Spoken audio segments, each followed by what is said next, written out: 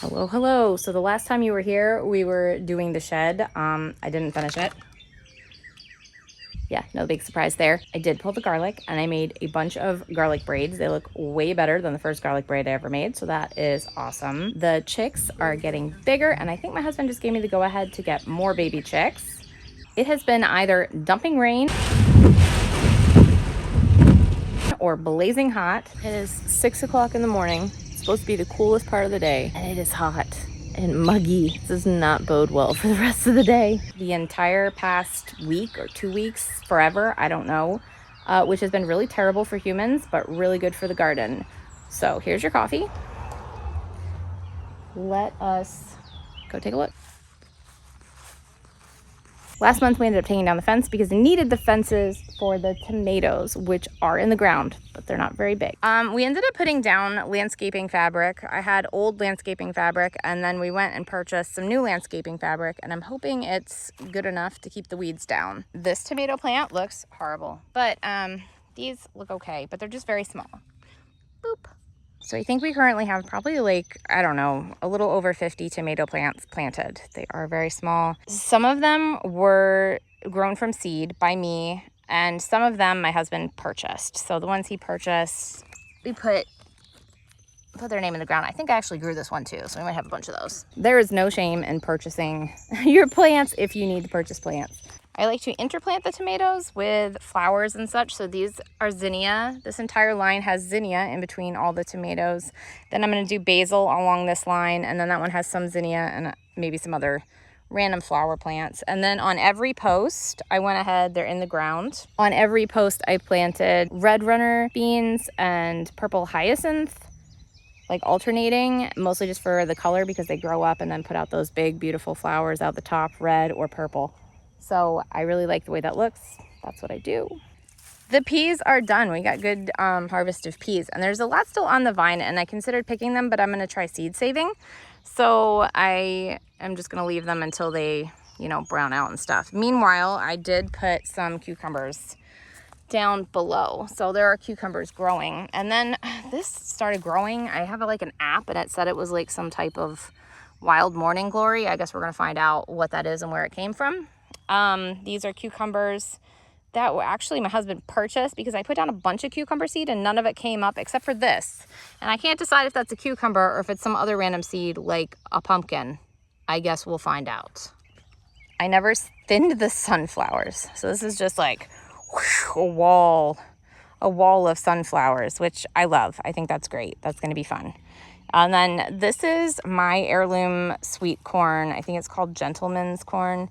It's pretty high and it looks good. I'm happy with it. I'm thrilled. These are 2 different lines of zinnia, which we did top the other day. So they are growing good. I'm excited about that. And then look, whoa! These were not large before, but they are now. This was supposed to be a line of crookneck squash and a line of zucchini, but they kind of all look like crookneck squashes, which is not my favorite. I would much prefer the zucchini, not the crookneck, but you know what? It is what it is. When you don't label things all the time, you work with what you got. So obviously I grew these from seed and it is what it is. Here I have my walking onions. I need a better place for them, but right now they're right here. These are all my other onions, 2 long lines of them. They look nice. I like it.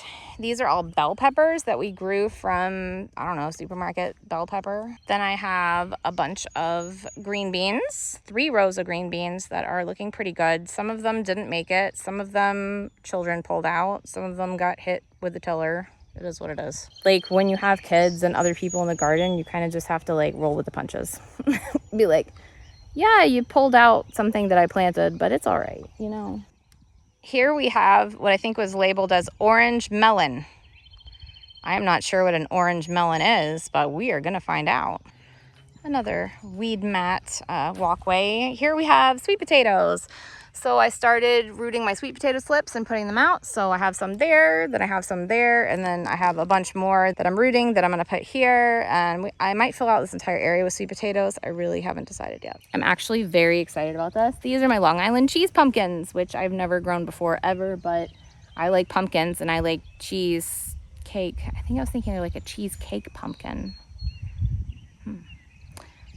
And I like Long Island, so lots of good things going on here. I'm excited to see how they turn out. So far, this being our first time with this garden, we just tilled this year and made this garden this year. I'm happy with it. It's a row garden. It's looking good. I think it'll fill out as time goes on and be really nice. Here are my strawberry plants that need to go in a permanent bed. Moving on to like the main original garden, I'll show you, we're still moving things around. This is not done. I mean, you would think that it should be done since we're in June, but you know, it is what it is. It's fine. I pulled a lot of garlic, like I said. So this had garlic in it, and I think I'm going to replant it with something, obviously. Here we have carrots, and then I planted herbs. These were our like 4 chickpea plants, now down to like 2 chickpea plants. I was trying to see if I could grow like chickpeas for like a survival situation, if you had to grow your own food from a bag of chickpeas. So I used like a lot of chickpeas, and apparently now we only have 2 plants from it. So that was a total fail. But now you know. Now we know. So I planted out the sage that was growing. This is from seed. And then I did rosemary from seed. Where are you? No, where are... Oh, wait. Here's one. They're so little. Yeah, so like they're tiny. So, I don't know. We'll see what happens with that. And then I have thyme here, which will look a little better when I water it. Poor things. And here's some thyme that looks happy. Ooh, so happy with more onions. I'm really happy about my onions this year. Like two years ago, I think was the first time I ever planted onions, and I did it from sets, which, you know, it's not a ton of onions, but they worked really well. But I was like, it'd be more cost effective to go with seed. So last year I did seed, and I ended up with like 1 onion, which is still growing over there. It did not work. So this year, I don't know what the difference was this year, but this year it worked, and we have onions and it's good. So we have these onions, then we have the onions that I showed you over there. Whoop.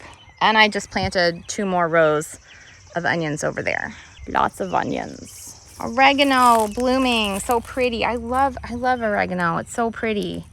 It takes over like crazy. Oh my gosh, look at how many so many animals, insects just love these things. Look at it. Oh, you're so pretty. You're so pretty. Please tell me you talk to the insects in your garden. That's normal. That is normal to tell a bug that it's pretty.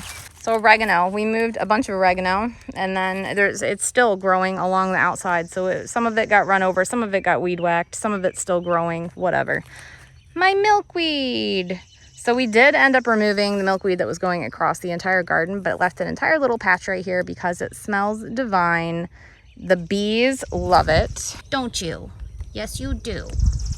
And I love it. And it gets monarch caterpillars. So perfect. Wonderful. Love it. It smells so good. Every time I come out here, I'm like, what is that smell? It's amazing. It's milkweed. So just today, because I still have so much that needs to get in the ground, unfortunately, like not a ton, but some. So this is the eggplants. I planted the eggplants, and then there's a couple pepper plants all the way down at the end, and then 2 more rows, well, 2.5 rows of onions. When you stand right here, because the wind comes from the west, the smell is just amazing. All right, so here we have a bed of, it looks like bokchoy. Right? Yeah. And then kale, maybe. You look kale-ish. I mean, it tastes like kale, but I mean, it could be anything in that family. I don't know that I know the distinct taste of kale. I need a little more time, so I just throw herbs everywhere. And then celery. So I actually weeded this part and like pulled out some of the celery because I wasn't paying attention, and I forgot that I planted it here. Once again, not surprising, but it's coming back. So you got some celery and stuff. So this entire like section area row looks like a big nothing burger right now. And this is where we're gonna put perennial stuff. So I'm gonna put the asparagus and the strawberries. I'm not exactly sure what's gonna go where, but along this edge of the garden is gonna be beds of perennial. This is gonna look so amazing once the tomatoes fill in and all the flowers that I have interplanted. It's gonna look so good. You have to have the vision. You have to have vision, but it's gonna look amazing.